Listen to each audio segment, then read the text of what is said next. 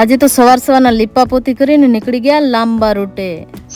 આજે મારે રવધામ જવાનું તો રવિચી માતાજીના દર્શન કરવા. માતાજીના દર્શન કરી લીધા અને જેકી પીઠ ખંજવારતો પહોંચી ગયો રમકડા વાળાની દુકાને.